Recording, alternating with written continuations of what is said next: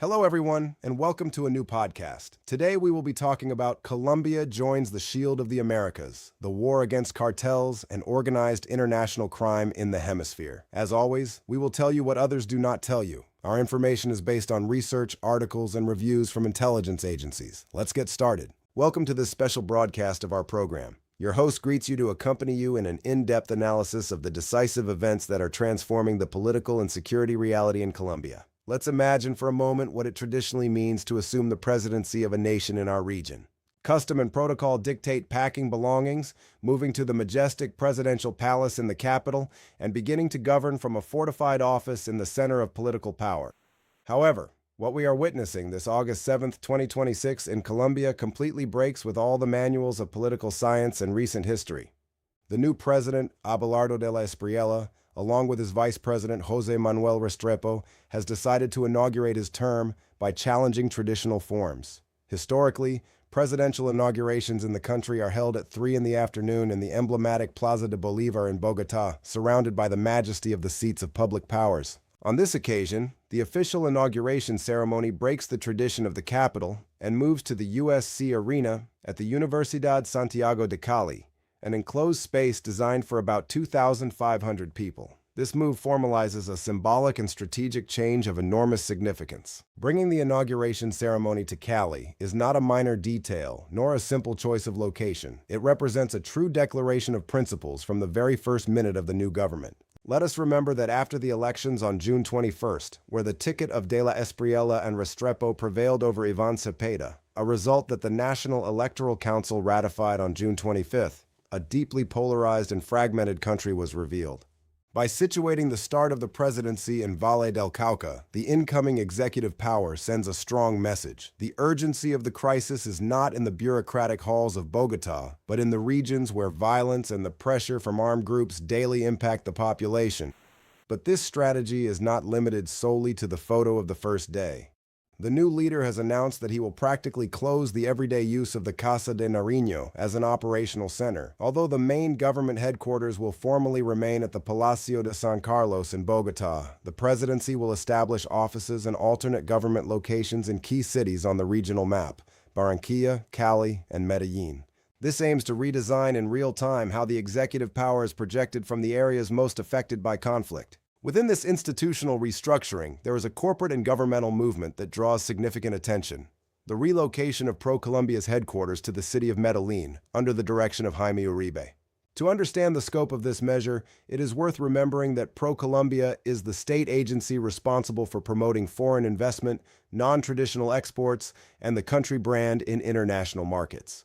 Moving the nation's commercial showcase from the capital to Antioquia aims to shorten the logistical distance in economic decision-making and directly connect the state apparatus with the productive engines of the country. Medellín and Cali are major economic centers of Colombia, but they are also very close to the territorial epicenters where illicit economies converge.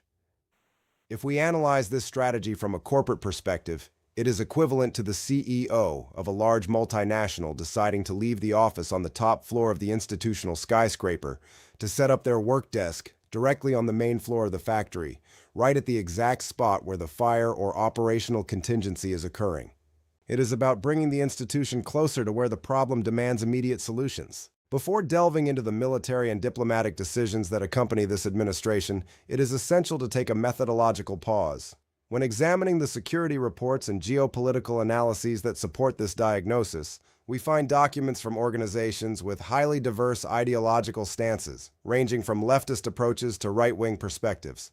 Our goal in this space is to maintain strict impartiality. We do not seek to validate a specific political agenda or promote a particular model of government, but rather to extract objective facts, examine the available data, and present a transparent overview so that you can form your own judgment.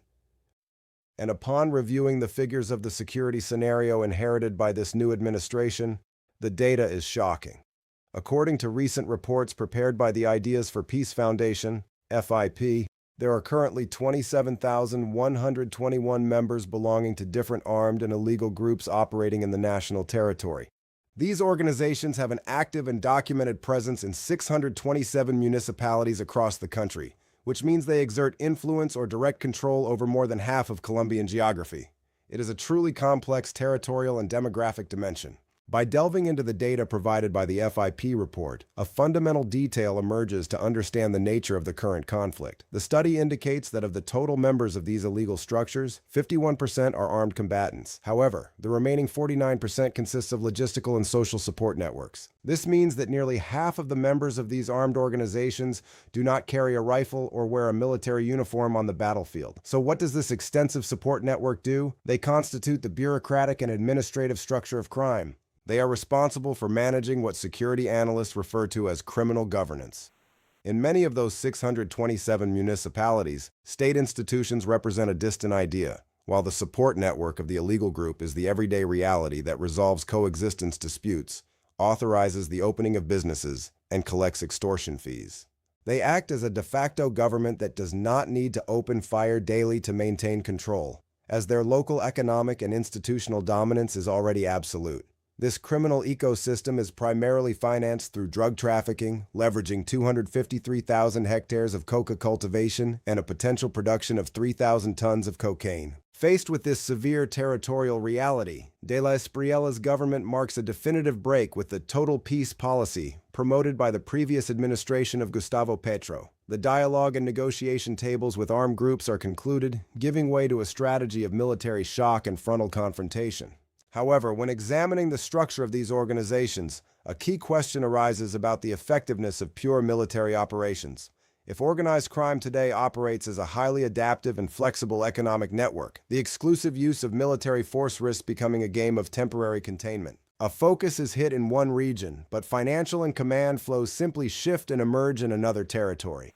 The FIP's own reports highlight that current armed groups do not respond to the guerrilla or doctrinal logics of the 1980s. They do not seek to take central power in the capital, but rather to ensure the continuity of their illegal businesses. Therefore, if a military action destroys a large cartel or neutralizes a leader without establishing permanent institutional control, the structure tends to fragment into smaller and more violent factions that increase local insecurity. Aware that national borders are insufficient to stop criminal groups with multinational links, the new Colombian government has decided to integrate the country into a strategic alliance of continental reach, the Shield of the Americas.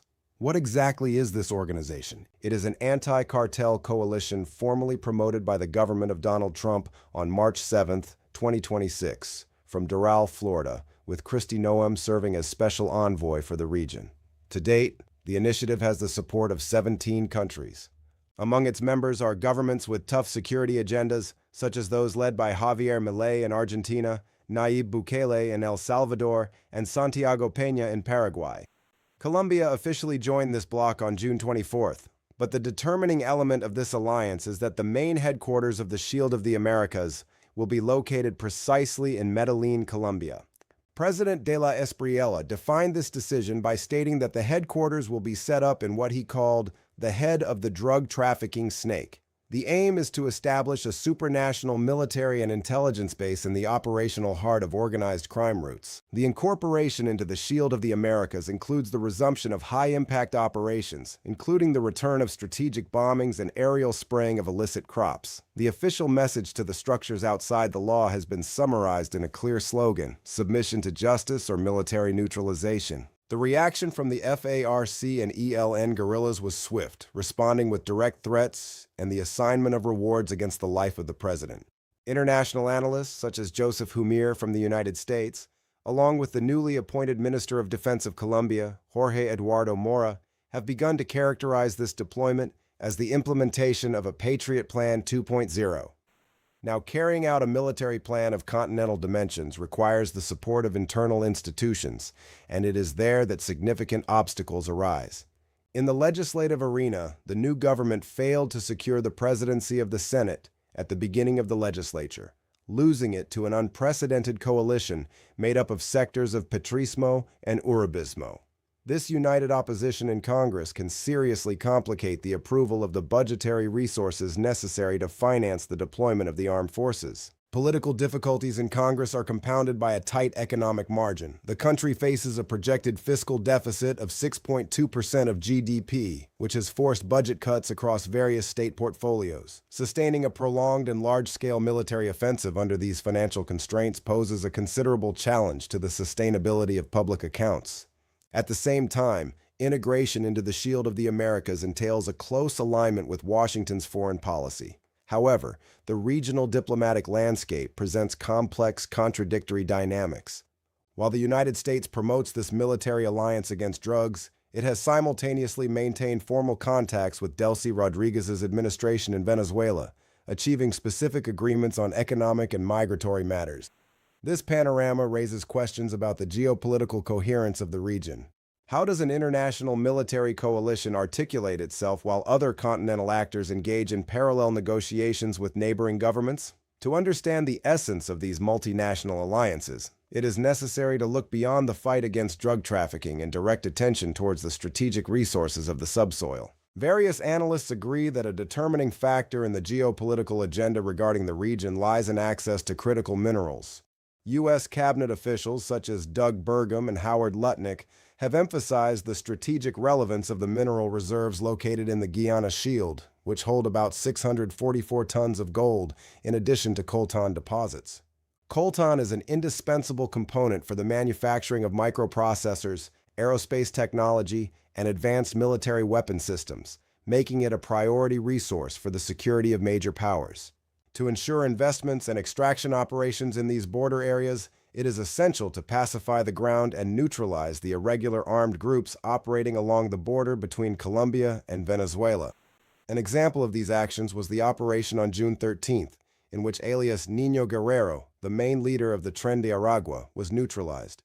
However, the FIP warns that the pressure on the structures in Venezuelan territory generates a displacement effect. When expelled from the mining arc, armed groups retreat to the Colombian departments of Vichada, Guainía, and Amazonas, shifting the conflict to the east of the country. In light of the possibility of a massive displacement of criminal groups towards the southern and western borders, Colombia and Ecuador, under the mandate of Daniel Noboa, have agreed to carry out joint military operations to secure their border crossings. This move aims to tighten the grip on the drug trafficking routes that connect South America's Pacific with international markets. In the business and economic sphere, this transition period also shows significant movements. The Colombian group Nutresa finalized the acquisition of Industrias Tío Rico in Venezuela, consolidating its presence in the neighboring market. Additionally, Jorge Yaller, a former executive of Grupo Éxito, has been appointed as ambassador, promoting a corporate diplomacy strategy aimed at strengthening trade ties. Interestingly, the context of bilateral relations is linked to episodes from the past. Alex Saab, who was deported by Venezuelan authorities to the United States in May of this year, had legal representation from the De la Espriella law firm between 2013 and 2019. These backgrounds intricately weave together the threads of politics, diplomacy, and the legal sphere in the recent history of the region. We thus arrive at the central point of this analysis: the delicate balance between the effectiveness of security measures and respect for democratic institutions. The shock plan for the first 90 days proposes expedited asset forfeiture measures, the strengthening of prisons under military custody, and the creation of a special anti-mafia prosecutor's office. The Ideas for Peace Foundation warns that the challenge for this administration does not lie solely in demonstrating the strength of the state, but in containing crime without undermining the constitutional framework or exceeding the country's fiscal capacities. Colombian history teaches that military victories and the downfall of major leaders are often followed by the reorganization of structures if justice and a permanent institutional presence are not consolidated. We bid farewell, leaving an open question. If armed groups have proven to be adaptive networks, what will happen if military pressure forces them to migrate towards forms of cybercrime or financial crimes that are difficult to trace by traditional methods? We thank you for tuning in to this in-depth review of the situation. We'll see you in the next broadcast of our program. Subscribe to the channel, leave us your comment, and give us a like so that this information reaches other YouTube users.